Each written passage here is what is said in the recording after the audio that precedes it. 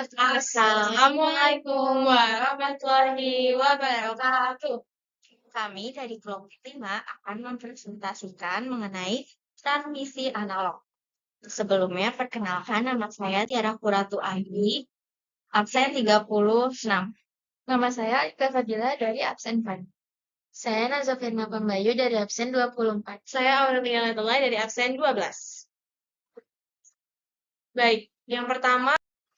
Yang pertama itu ada dari pengertian dari transmisi analog. Jadi transmisi analog adalah proses pengiriman sinyal dalam bentuk gelombang kontinu atau berubah secara halus terhadap waktu. Nah, sinyal ini tuh mewakilkan informasi seperti suara, gambar, atau data lainnya.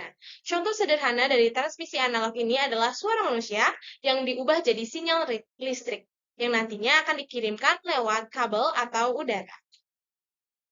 Ciri-ciri sinyal analog meliputi ada bersifat kontinu, tidak terputus-putus. Yang kedua, nilai bisa tak terbatas, infinity. Yang ketiga, mudah terpengaruh noise atau gangguan. Yang terakhir, representasi langsung dari sinyal asli.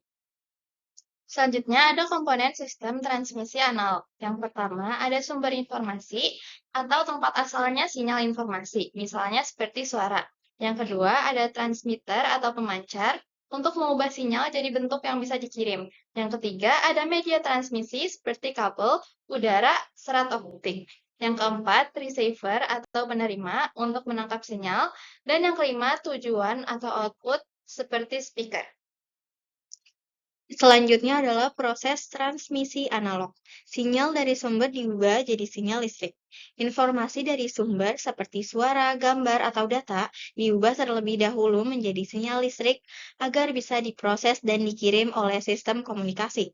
Sinyal informasi kemudian digabungkan dengan gelombang pembawa atau carrier melalui proses modulasi supaya sinyal dapat dikirim ke jarak yang lebih jauh dengan lebih baik. Sinyal yang sudah dimodulasi dikirim melalui media transmisi, seperti kabel, serat optik, atau gelombang udara atau radio. Di bagian penerima, sinyal ditangkap lalu dipisah kembali dari gelombang. Pembawanya melalui proses demodulasi untuk mengambil informasi aslinya.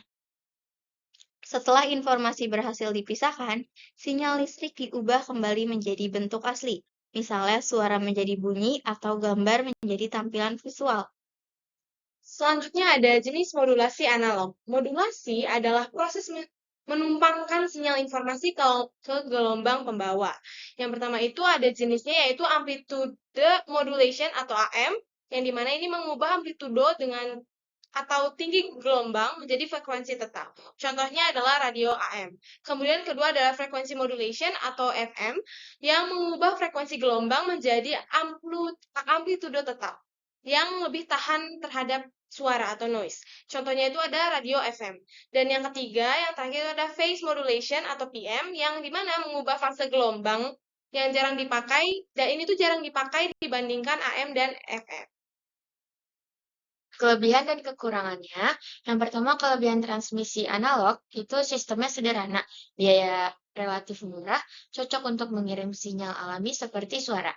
Dan kekurangannya transmisi analog itu mudah terganggu noise atau gangguan, kualitas sinyal menurun jika jarak jauh, lalu sulit diperbaiki jika terjadi kerusakan atau gangguan pada sinyal.